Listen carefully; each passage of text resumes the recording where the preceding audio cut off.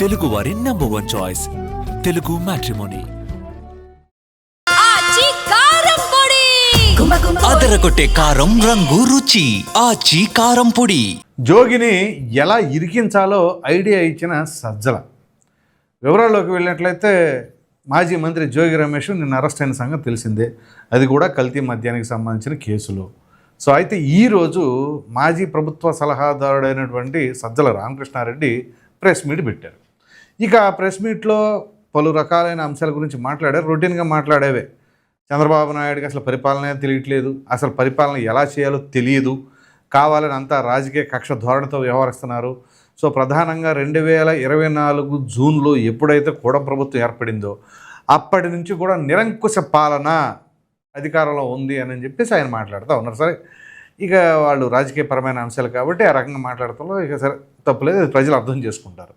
అయితే ఇక్కడ ఒకే దెబ్బకి 2 పిట్టలు అనే తరహాలో మాట్లాడుతూ అదేమిటి, ఈ కల్తీ మద్యానికి సంబంధించిన దానిలో తెలుగుదేశం పార్టీ అభ్యర్థిగా పోటీ చేసి ఓడిపోయినటువంటి నియోజకవర్గ ఇన్ఛార్జిగా ఉన్నాడు కదా జయచంద్రారెడ్డి, వాళ్ళ క్యాండిడేటే అయినా కానీ దాన్ని తిరగేసి అడిచేసి ఇడిచేసి వైసీపీకి రుద్దాలి అనే ఉద్దేశంతో కావాలని ఆ తంబళ్ళపల్లి మొలకల చెరువు ప్రాంతం నుంచి అలాగే ఇటు ఇబ్రహీంపట్నంలో కావచ్చు జోగి రమేష్కి లింక్ పెట్టి కావాలని చేశారు అని చెప్పేసి అంటాను ఉన్నాను. పైగా ఇక్కడ ఫ్లోలో మాట్లాడిన మాటలో ఏమో కానీ కొన్ని ఆసక్తికరమైన అంశాలు ఉన్నాయి. అందులో ప్రధానంగా ఈ కల్తీ మద్యానికి సంబంధించింది క్వార్టర్కి 6 రూపాయలు 7 రూపాయలు అవుద్ది, అది చక్కగా 100 రూపాయలు అమ్మేసుకుంటున్నారు, ఆదాయాలు పెంచేసుకుంటున్నారు అని చెప్పేసి అంటున్నారు. ఇది అసలు పాయింట్. ఎందుకంటే ఇక్కడ కల్తీ మద్యం సరే ఎవరు తయారు చేసినా తప్పే, అయితే దానిలో ఎంత పర్సంటేజ్ మిగులుతుందని చెప్పేసి చెప్పారు చూసారా. మరి ఇదే కదా గత ప్రభుత్వ హయాంలో వీళ్ళు సెంట్రిక్ అంటే ప్రభుత్వమే మొత్తం అమ్మకాలు కావచ్చు తయారీదారం కావచ్చు మొత్తం చేసింది. మరి అటువంటప్పుడు ఎన్ని వేల కోట్లు ప్రభుత్వానికి రావాలి, మరి అది అర్థం చేసుకోండి. ఇక్కడ అన్ని వేల కోట్లు వచ్చినాయా, ఏదో తూతు మంత్రంగా ఒక 25,000 కోట్ల రూపాయలు అని చెప్పేసి చూపించేసేసి మిగతాదంతా కూడా సైడ్ ట్రాక్ అయిపోయింది అని చెప్పేసి అనుమానం రాదా?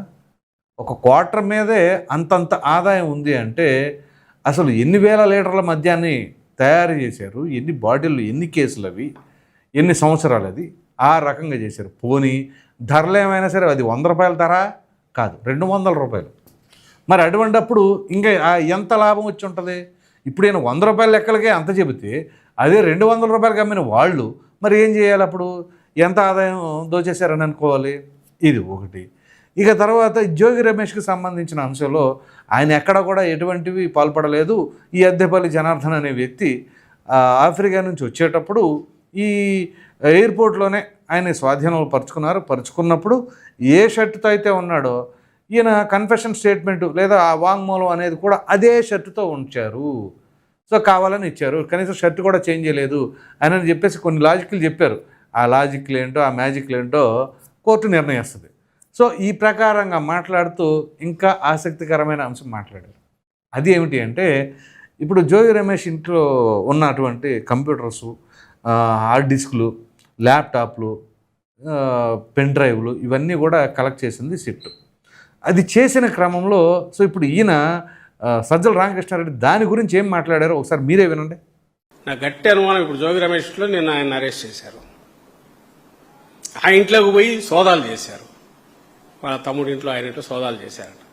సోదాల్లో ఏమేమి దొరికాయంటే పెన్ డ్రైవ్లు, హార్డ్ డిస్క్లు, ఇంకా ఏవో దొరికాయంట.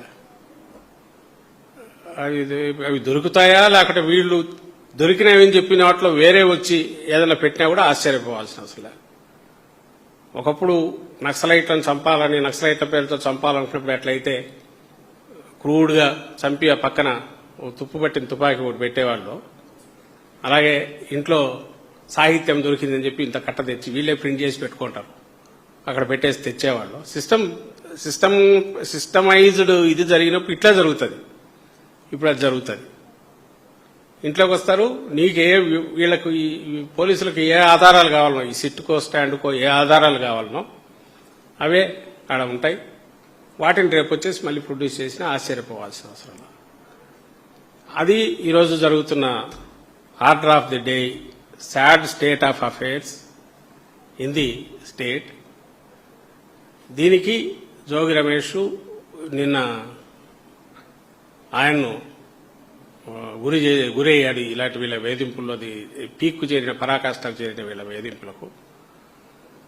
ఇది స్టేట్ అంతా గమనించాలి. విన్నారు కదా. ఇప్పుడు ఈయన చెబుతుంది ఏంటి అంటే ఒక ఐడియా ఇస్తున్నారు. ఇది ఐడియా ఇస్తున్నారో ఏంటి అనేది కూడా చెప్తాను మీకు. సో ఏంటి, ఇప్పుడు వీళ్ళు కలెక్ట్ చేసిన ఈ హార్డ్ డిస్కులు కావచ్చు, ఈ ల్యాప్టాప్లు కావచ్చు, పెన్ డ్రైవ్లు కావచ్చు, సిట్ అధికారులకి కావాల్సినట్లుగా దాంట్లో వీళ్ళు ఇన్సర్ట్ చేసి ఆ డేటాని ఆ తర్వాత దాన్ని కోర్టుకి సబ్మిట్ చేస్తారట. ఎందుకంటే సిట్ అబాస్పాలు అవ్వకుండా ఉండడం కోసం, కావాలని ఇరికించడం కోసం ఈ రకంగా చేస్తారు అని చెప్పేసి ఈయన చెప్పుకుంటూ వస్తున్నారు. సో ఇది ఒక ఐడియాగా భావించాలా జోగి రమేష్ ఇరికిటానికి సజ్జల చెప్పిన ఐడియా కాదు. అసలు ఇంకా కథ ఉంటుంది. అదేంటి అంటే ఇప్పుడు మామూలుగానే ఉట్టిది తీసుకుంటే ఏముంటుంది వాళ్ళ దగ్గర, అక్కడే చెక్ చేసుకుంటారుగా, తర్వాత అయినా చూస్తారుగా. కాదు, అక్కడ ఆల్రెడీ దానికి సంబంధించిన డేటా ఉంటుంది కాబట్టి ఇప్పుడు వీళ్ళు కోర్టులో ప్రొడ్యూస్ చేస్తే, ఇదిగో నేను ముందే చెప్పానా, వాళ్ళు అలా ఇవన్నీ తీసుకెళ్ళి వీళ్ళకి కావాల్సిన రీతిలో అక్కడ డేటాని ఇన్సర్ట్ చేసి ఆ తర్వాత కోర్టుకు సబ్మిట్ చేశాను అని చెప్పేసి సజ్జల తర్వాత మాట్లాడతారు. ఇప్పుడు వాళ్ళు చెప్పారు కదా, నేను ఆ రోజే చెప్పానని ఈరోజు మాట్లాడిన దాన్ని ఈ ఎపిసోడ్నే, ఇప్పుడు నేను ఏదైతే ప్లే చేశానో ఆ ఎపిసోడ్నే మరలా అప్పుడు గుర్తు చేస్తారు. ఇదంతా ఏంటి అంటే ముందల కాళ్ళకు బంధం. కానీ ఏ మాట కామాట జోగి రమేష్ని ఈ విషయంలో మెచ్చుకోవాలి. ఎలాగంటే చక్కగా పార్టీ మొత్తం భుజాన్ని వేసుకొని ఇవాళ జోగి రమేష్ వెనకాల మేము ఉన్నాం అనే పరిస్థితికి తీసుకురాగలిగాడు. ఆ విషయంలో ఎటువంటి సందేహం. ఎందుకంటే అగ్రిగోల్డ్కి సంబంధించిన వ్యవహారంలో తన కుమారుని అరెస్ట్ చేసినప్పుడు ఎక్కడ కూడా ఎవరు పెద్దగా స్పందించలా. సో అమ్మో ఈసారి అలాగే జరిగితే నా పరిస్థితి ఏంటి అని భావించారేమో. కానీ మొత్తానికి పార్టీ అంతటిని పులివేసి శుభ్రంగా ప్రతి ఒక్కళ్ళు ఈ అంశం పైన మాట్లాడి, జోగి రమేష్ అంటే సాదాసీదా వ్యక్తి కాదు, ఓ మంచి స్థాయి నాయకుడు అని చెప్పేసి జనాల నోళ్ళల్లో మెదలాలన్నమాట. ఆ రకంగా చేశారు. మరి ఇదే పరిస్థితి మంచి చేయొచ్చుగా. అధికారంలో ఉన్నప్పుడు, మంత్రిగా ఉన్నప్పుడు ప్రజలకు సంబంధించిన సమస్యలు ఏంటి, వాళ్ళకి ఏం మంచి చేస్తే మనం ప్రజల నోళ్ళల్లో నానతాం అన్న ఆలోచన చేస్తుంటే ఎంత బాగుండేది. ఇవాళ సామాన్యులు సైతం జోగి రమేష్ని అరెస్ట్ చేసినప్పుడు ప్రతి ఒక్కరూ అంటూ ఉంటారు, అతను అరెస్ట్ చేయొచ్చు, ఇబ్బంది లేదు, అతను మాటలు, అతను వ్యవహార శైలి ఇది ప్రజలకు కనపడతా ఉంది కదా. ఎందుకంటే ఈ క్రైమ్కి సంబంధించిన అంశం అంతా కూడా సిట్ అధికారులు తెలుసు. కానీ ప్రజలకు తెలిసిందేంటి, అతని వ్యవహార శైలి, మాట్లాడే తీరే ఏ రకంగా ఉంటుంది. అప్పుడు అధికారంలో ఉన్న సమయంలో ఆ నాయకులను ఉద్దేశించి ఎలా మాట్లాడారు, ఒక వయసు, ఒక గౌరవం, ఒక మాటలో పొదుపు అవేమి ఉండదు. మొత్తం ఇరుచుకుపడిపోవటమే.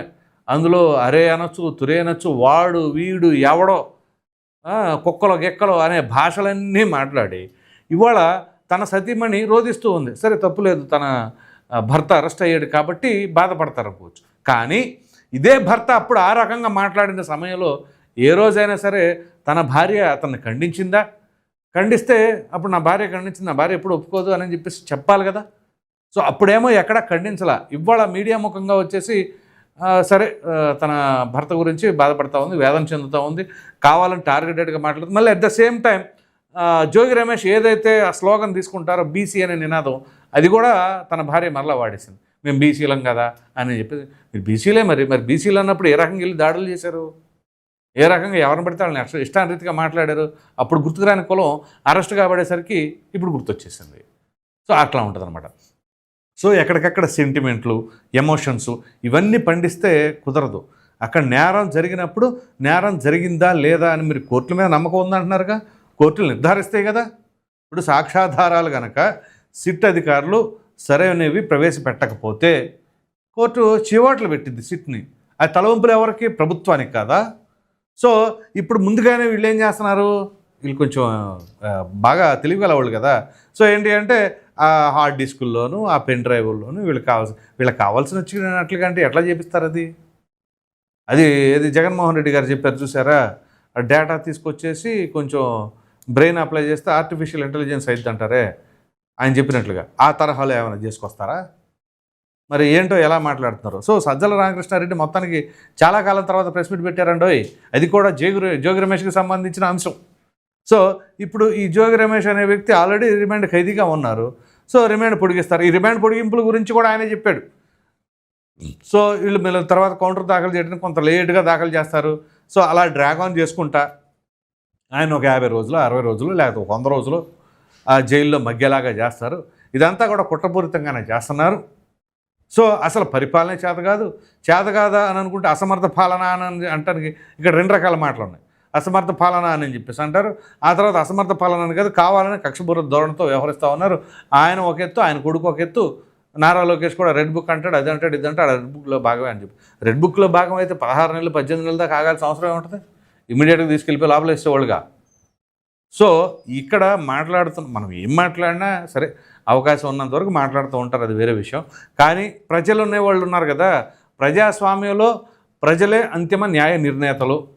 సరే న్యాయస్థానాల్లో కోర్టులు తీర్పులు వీటిని సమయం పట్టవచ్చు, కానీ ప్రజల ఆలోచన మాత్రం మనం తీర్చలేము, మార్చలేము. సో ఏ విధంగా ఉంటుంది అంటే అప్పుడు ఏం జరిగింది ఏంటి అవన్నీ కూడా ప్రజల దృష్టిలో చాలా బలంగా నాటుకుపోయి ఉంటాయి. అంతెందుకు జోగి రమేష్ అప్పుడు ఎప్పుడో మాట్లాడిన మాటలు ఇప్పటికి మర్చిపోయారా ప్రజలు? మర్చిపోవాలా. ఎందుకు మర్చిపోవాలా?